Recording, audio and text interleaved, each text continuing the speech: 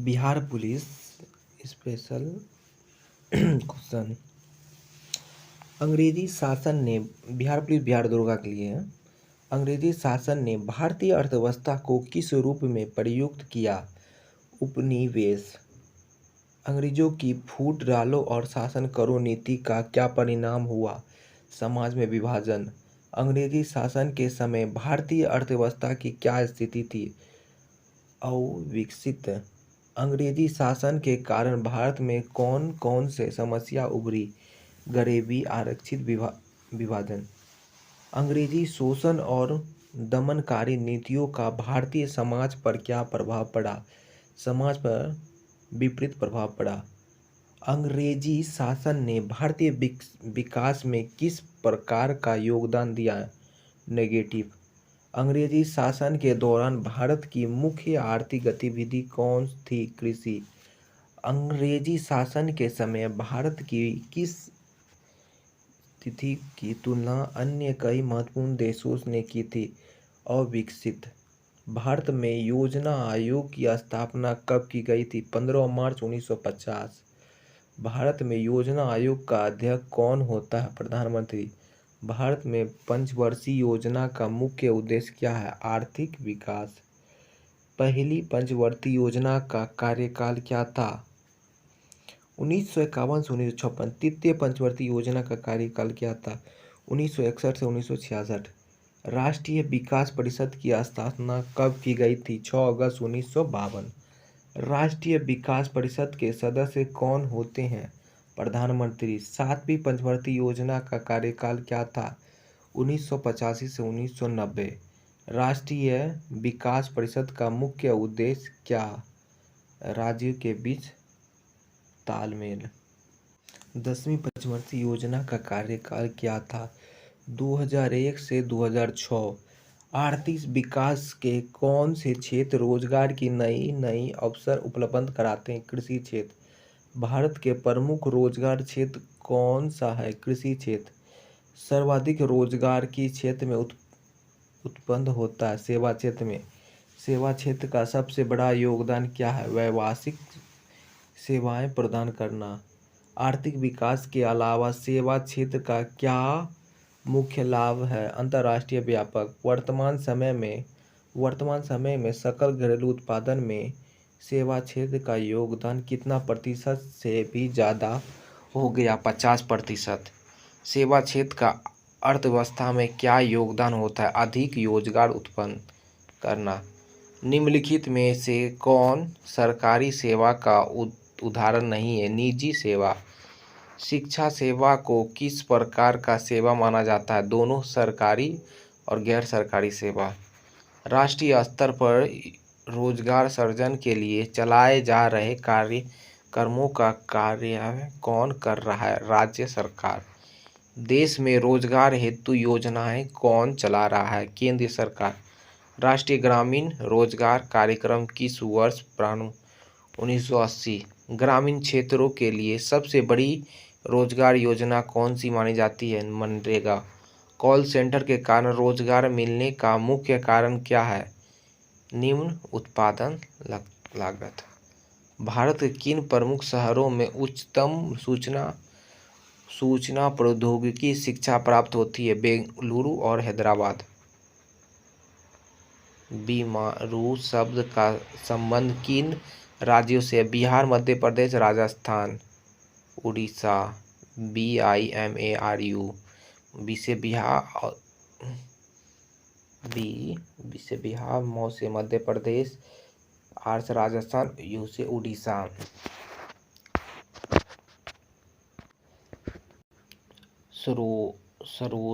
सरोकार बाजार किस प्रकार की शिक्षा को बढ़ावा देता है? तकनीकी शिक्षा। चेक का क्या कार्य है? पैसे का हस्तांतरण। कंप्यूटर का मुख्य काम क्या है? सूचना का संरक्षण और प्रोसेसिंग। वित्त के अंतर्गत निम्नलिखित में से क्या आता है? बैंकिंग क्षेत्र। ऊर्जा किसमें शामिल है? गैस में। यातायात के अंतर्गत कौन से साधन आते हैं? रेलवे, सड़कें, वायुयान। संचारण के अंतर्गत निम्नलिखित में से क्या आता है? डाक। शिक्षा के अंतर्गत किस प्रकार की शिक्षा शामिल होती है? माध्यमिकता शिक्षा। किस क्षेत्र की भूमि केवल सुविधाओं की उपलब्धता तक सीमित नहीं है? सेवा क्षेत्र। मानव पूंजी के प्रमुख घटक क्या है? भोजन, वस्त्र, आवास, शिक्षा। मानव पूंजी से आर्थिक विकास कैसे होता है? शिक्षा, स्वास्थ्य और कुशलता।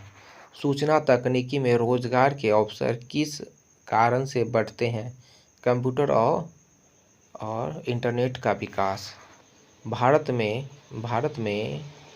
1991 के आर्थिक उदारीकरण का मुख्य उद्देश्य क्या था? विदेशी निवेश को आकर्षित करना।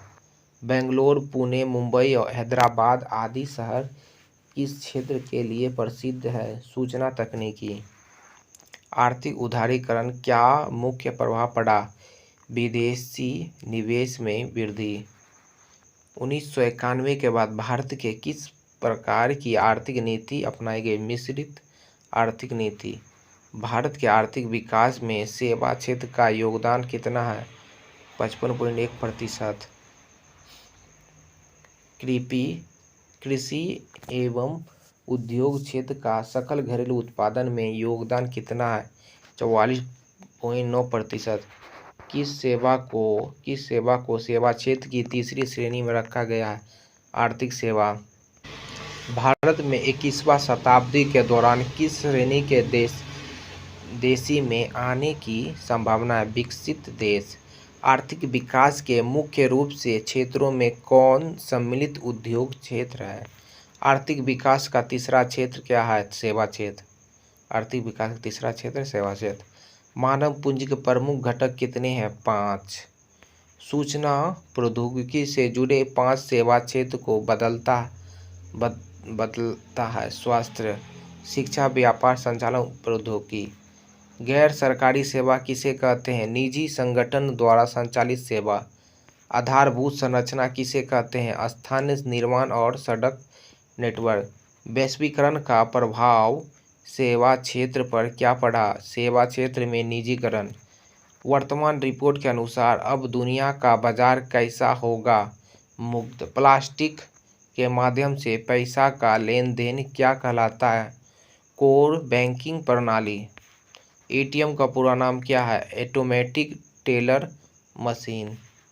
कोर बैंकिंग प्रणाली, कोर बैंकिंग सिस्टम का मुख्य लाभ क्या है? तीव्रता से लेन देन करना। कोर बैंकिंग प्रणाली के बदलते उद्देश्य को समझते हुए कौन सा विकल्प सही है? विविध यौगिक स्थानों पर बिना विलंब के पैसे का लेन देन। वैश्वीकरण का क्या अर्थ है? विश्व की विभिन्न अर्थव्यवस्थाओं का समय। वैश्वीकरण को समझने के लिए किन पहलुओं पर ध्यान देना आवश्यक है? दोनों ए भी। वैश्वीकरण को परिभाषित करने में किन तत्वों का मुख्य रूप से शामिल किया गया है? पूंजी, वस्तु, प्रौद्योगिकी। भारत सरकार ने उदारीकरण की नीति कब अपनाई? 1991 में। वैश्वीकरण के तहत एक देश से दूसरे देश में कौन कौन सी चीज़ें का प्रभाव होता है? पूंजी। किसी देश में फ्री फ्लो ऑफ टेक्नोलॉजी से क्या प्रभाव होता है? देश में प्रौद्योगिकी का स्तर बढ़ता है। इंफोसिस और टाटा मोटर किस प्रकार की कंपनी के उदाहरण हैं? बहुराष्ट्रीय कंपनी। वैश्विक गांव की अवधारणा किस प्रकार से समझे जा सकते हैं? आवासीय स्थानों अंतर्राष्ट्रीय स्तरों पर निर्माण करके। बहुराष्ट्रीय कंपनियों द्वारा वैश्विक स्तर पर उत्पादन का क्या लाभ है? उत्पादन की लागत को कम करना और विश्व बाजारों में पहुंचाना। क्या बहुराष्ट्रीय कंपनी स्थानीय कंपनियों के साथ समझदारी करती है? कभी कभी। वैश्वीकरण ने किन क्षेत्रों में समय और स्थान की दूरियों को कम किया? व्यापार और संरचना। सूचना प्रौद्योगिकी का प्रयोग करके हम किस प्रकार की डाक पत्र भेज सकते हैं? इलेक्ट्रॉनिक डाक। मुंबई कार्यालय, जेनेवा एवं न्यूयॉर्क कार्यालय किस आधार पर एक दूसरे से जुड़े हैं? सूचना प्रौद्योगिकी। अंतर्राष्ट्रीय व्यापार नीति में विदेशी व्यापार पर प्रतिबंध कब लगाया गया था? 1991। पारंपरिक प्रकाशित मेल की तुलना में ईमेल का मुख्य लाभ क्या है? तेज और तुरंत पहुंचाना। डेबिट कार्ड का उपयोग किसके लिए होता है? बैंकिंग खाते से जुड़ी वस्तु खरीदने और सेवा प्राप्त करने के लिए। क्रेडिट कार्ड का मुख्य लाभ क्या है? वास्तविक मुद्रा के बिना वस्तु प्राप्त करना। नामित करें कि किस प्रणाली में एक खाते से दूसरे खाते पैसा भेजे जा सकते हैं? कोर बैंकिंग प्रणाली। विश्व व्यापार संगठन WTO की स्थापना कब? 1995। भारत किस वर्ष विश्व व्यापार संगठन का सदस्य बना? 1995। 1995 में विश्व व्यापार संगठन WTO के सदस्य देशों की संख्या कितनी थी? 123। 2006 में विश्व व्यापार संगठन WTO के सदस्य देशों की संख्या कितनी थी? 149। विश्व व्यापार संगठन WTO का मुख्य उद्देश्य क्या है? अंतर्राष्ट्रीय व्यापार को बढ़ावा देना। विकासशील देशों का प्रमुख व्यापारिक संगठन कौन सा? WTO। वैश्वीकरण के कारण भारतीय बाजार में कौन सी वस्तु शामिल हो रही है? आयातित उपभोक्ता वस्त्र। भारत में वैश्वीकरण का प्रमुख आकर्षण क्या है? बड़ी उपभोग्य बाजार। प्रत्यक्ष विदेशी निवेश का प्रोत्साहन किसे प्राप्त किया जा सकता है? प्रत्यक्ष विदेशी निवेश से। वैश्वीकरण के परिणाम स्वरूप भारत जैसे विकासशील देशों में कौन सा लाभ होगा? प्रतिस्पर्धी शक्तियों में वृद्धि। नई प्रौद्योगिकी के प्रयोग से क्या सहायता प्राप्त होती है? उत्पादन एवं उत्पादकता के स्तर को उच्च करना। वैश्वीकरण के अंतर्गत अत्यधिक उत्कृष्ट उत्पादन कैसे सस्ते में प्राप्त किए जा सकते हैं? प्रतिस्पर्धी बाजार से। 1870 से 1914 के दौरान वैश्वीकरण का क्या विशेषता थी? अंतर्राष्ट्रीय प्रवास।